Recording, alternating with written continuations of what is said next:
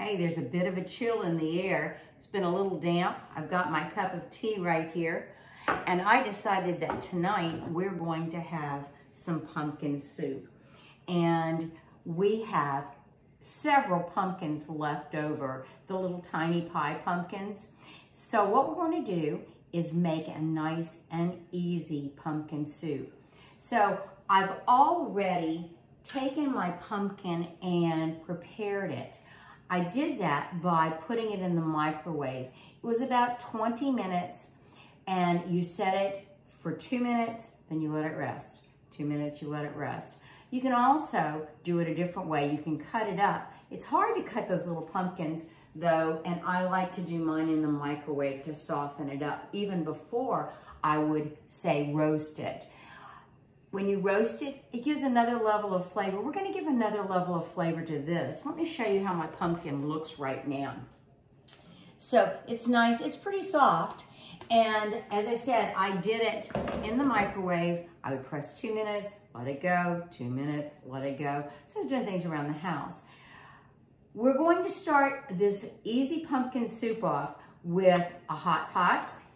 So I've got my Dutch oven going. I'm going to put 2 tablespoons of butter. I have 2 small shallots that I've already diced up, and we're going to put that in there. And we're going to get them to the point where they're a bit translucent. And I know all of you, just like I do, have these little pumpkins after Thanksgiving because you've used them as decoration.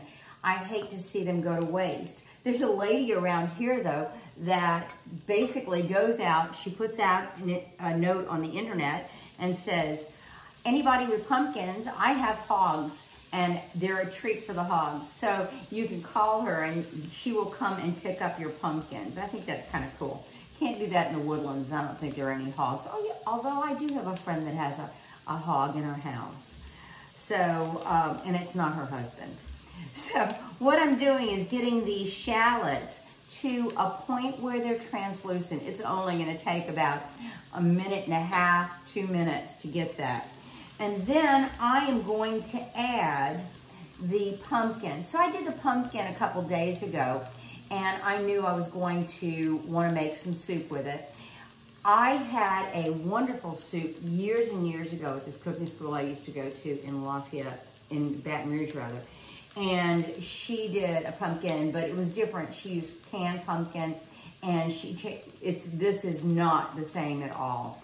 So pumpkin soup is wonderful. It's filling, and you're not going to need to use any flour in this.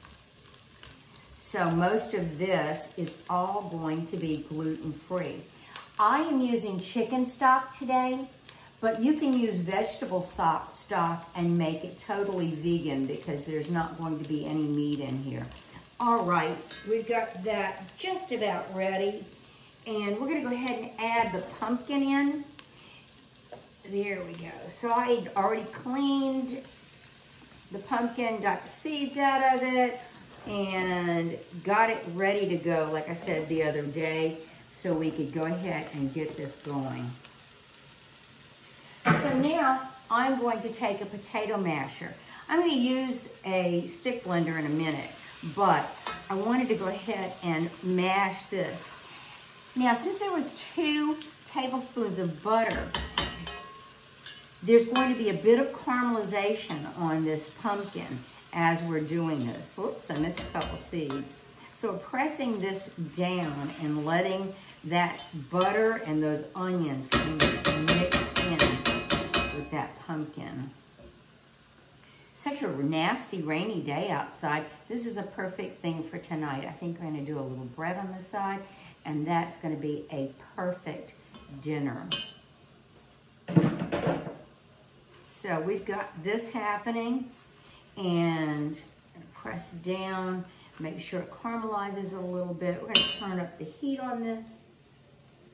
There we go. So one thing you're going to want to have, one of the stick blenders is very handy for this, and that will smooth out everything towards the end. Sorry, our dog is very excited. I've got 2 cups of stock. As I said, you can change out the chicken stock for vegetable stock. I have 2 cups of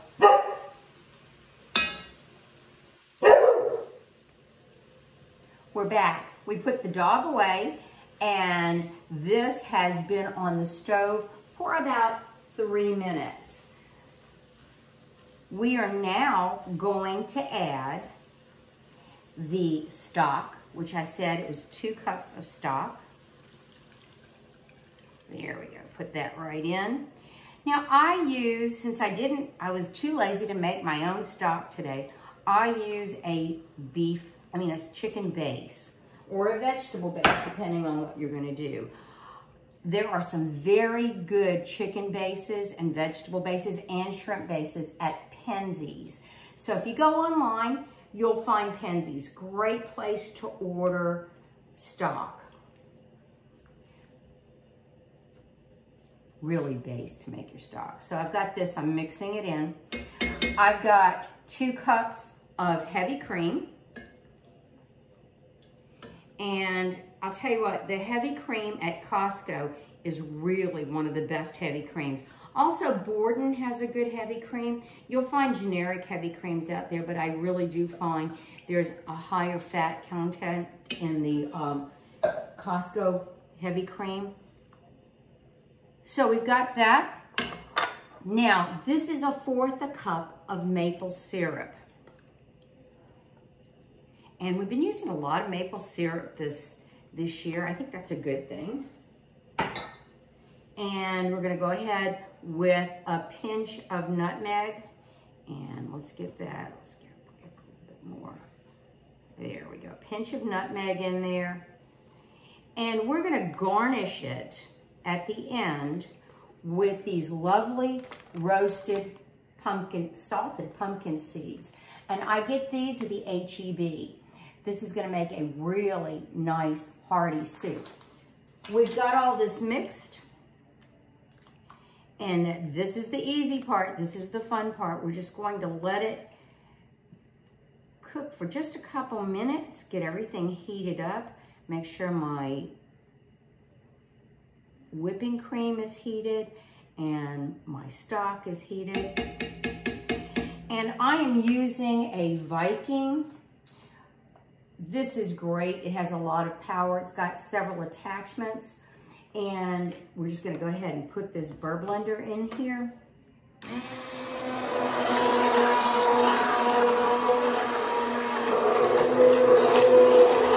I said, there's no flour, so it is basically gluten-free.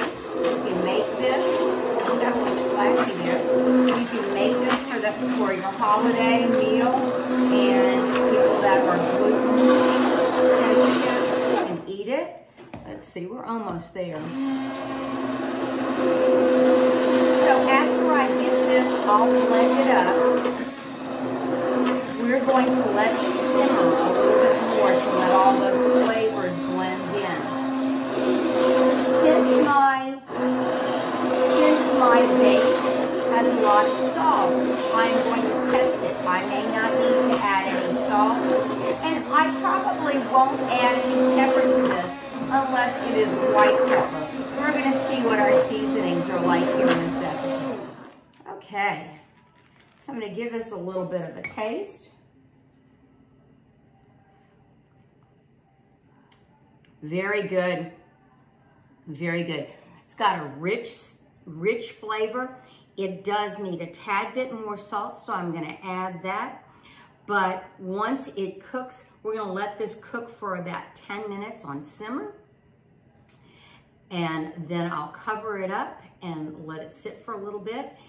And then tonight, we will have it served with the roasted pumpkin seeds on top. So let me show you what it looks like right now.